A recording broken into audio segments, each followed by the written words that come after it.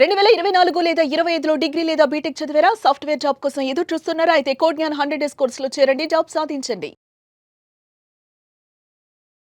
ఇప్పుడు మామూలుగా ఇంజినీరింగ్ చేసిన వాళ్ళు కూడా ఇందాక మనం మాట్లాడుకున్నాం. మెకానికల్, సివిల్ చేసిన వాళ్ళు ఐటీలోకి మూవ్ అవ్వాలంటే what is the best way?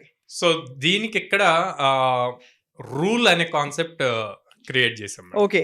ఆర్యుఎల్ఈ. ఎందుకు అంటే మనం చిన్నప్పటి నుంచి ఏది చేస్తున్నా ప్రతిదానికి ఒక రూల్ ఉంది. ఏంటి, ఫర్ సపోజ్ స్కూల్కి వెళ్ళాలి అనుకోండి, యూనిఫామ్ వేసుకోవటం ఒక రూల్. ఓకే, కాలేజ్కి వెళ్ళాలి అన్నప్పుడు ఐడి కార్డ్స్, ఎగ్జామ్స్ పాస్ అవ్వటం, ఇట్లా అన్ని ప్రతిదానికి ఒక రూల్. ఈవెన్ ఇప్పుడు ఈ మైక్ మనం మాట్లాడుతుంది అవ్వాలి అంటే దీని కనెక్టివిటీ వైర్ ఉండటం కూడా ఒక రూల్. సో అట్లాగే ప్రతి స్టూడెంట్ ఆర్ వర్కింగ్ ప్రొఫెషనల్ ఎవరైనా సరే ఆ రూల్ అన్నది ఫాలో అయితే కనుక వాళ్ళ లైఫ్లో బెటర్గా వెళ్తారు. ఫస్ట్ రూల్ ఆర్యుఎల్ఈలో ఆర్ అంటే రీలర్నింగ్. సో అప్పటి వరకు వాళ్ళ నేర్చుకుంది, నాన్ ఐటీ వాళ్ళు ఐటీ సైడ్కి రావాలి అంటే కనుక వాళ్ళు నేర్చుకుంది వదిలేసి కొత్తగా ఇప్పుడు మార్కెట్లో ఏముంది అన్నది చూసి దాని రిలేటెడ్ సబ్జెక్ట్ అంతా నేర్చుకుంటూ ఉండాలి. ఓకే, రీలర్నింగ్ అవుతూ ఉండాలి. Next update. సో మార్కెట్లో ఉన్నది అప్డేట్ చేసుకోవాలి అంటున్నాం, కానీ మార్కెట్లో చాలా థింగ్స్ ఉన్నాయి. డేటా సైన్స్ అంటున్నారు, ఐఓటీ అంటున్నారు, ఇప్పుడు క్వాంటమ్ కంప్యూటింగ్ అంటున్నారు. అట్లాగా చూసిన ప్రతిదీ నేర్చుకోవాలి అనుకోకూడదు. దాని మీద కొంత రీసెర్చ్ చేసి రీసెర్చ్ చేసినప్పుడు మీకు ఏదో ఒక కాన్సెప్ట్ నచ్చుతుంది.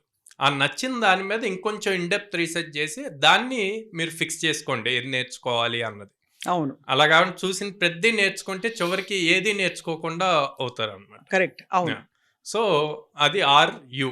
నెక్స్ట్ L, అక్కడ ఫస్ట్ రీలర్నింగ్ నేర్చుకుంటున్నారు, అప్డేట్ చేస్తున్నారు. తర్వాత మీకు లెవరేజ్ ఆఫ్ నెట్వర్క్. సో మీరు నేర్చుకున్న దాన్ని ఎవరో ఒకరికి ఎక్స్ప్రెస్ చేయాలి, చూపిస్తేనే మీకు ఆపర్చునిటీస్ వస్తాయి. అది ఎలా చేయగలరు అంటే గిట్హబ్ అండ్ లింక్డ్ఇన్. సో గిట్హబ్లో మీరు నేర్చుకొని మీరు బిల్డ్ చేసిన కోడ్ మొత్తాన్ని పుష్ చేయండి. ఈ లింక్స్ తీసుకెళ్ళి లింక్డ్ఇన్లో పోస్ట్ చేయండి. అవును. అండ్ ఎవ్రీడే మీరు నేర్చుకున్న కాంటెంట్ మీద ఒక 3 to 4 లైన్స్ లింక్డ్ఇన్లో ఒక పోస్ట్ రాయండి. ఇలా ఉన్నప్పుడు మీ ప్రొఫైల్ ఎప్పుడు యాక్టివ్గా కనిపిస్తూ ఉంటుంది. అవును, మీ నెట్వర్క్లో. అంటే ప్రొఫెషనల్ జీల్ ఎంత ఉందో అర్థం అవుతుంది కూడా చూసే వాళ్ళకి. అలాగే ఈ వచ్చేసి ఎక్స్ప్రెస్ కాన్ఫిడెన్స్.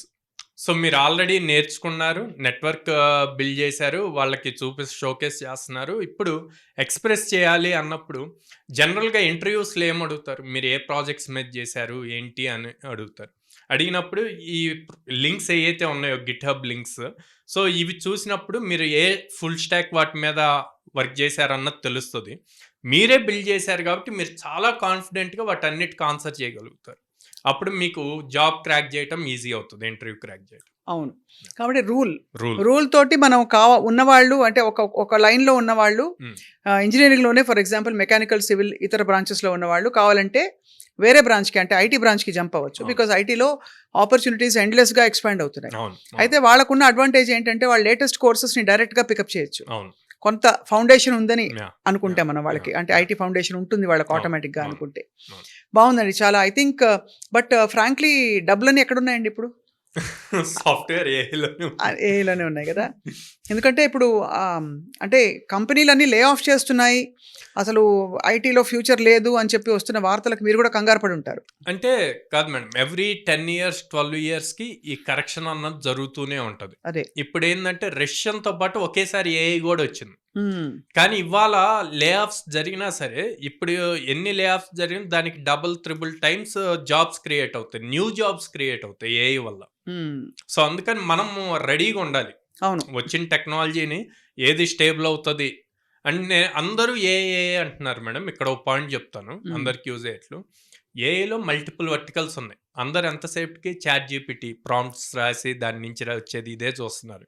అట్లా కాదు, ఏ వర్క్ అయ్యేదే డేటా మీద. అవును. సో డేటా రిలేటెడ్ ప్రాపర్గా నేర్చుకుంటే నెక్స్ట్ 25-30 years అసలు ఇంక వాళ్ళకి డౌట్ ఉండదు. అండ్ ఆఫ్ కోర్స్ వాళ్ళు అనుకుంటే వాళ్ళు ఇక్కడ MNCs లో ఎక్కడైనా జాయిన్ అయిపోతే ఆటోమేటిక్గా వాళ్ళ మార్గం సుగమం వెళ్ళొచ్చు. Obviously right.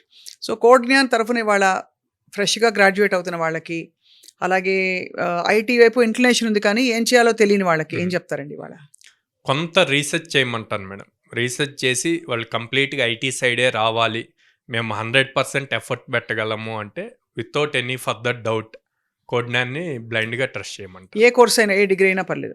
Any degree.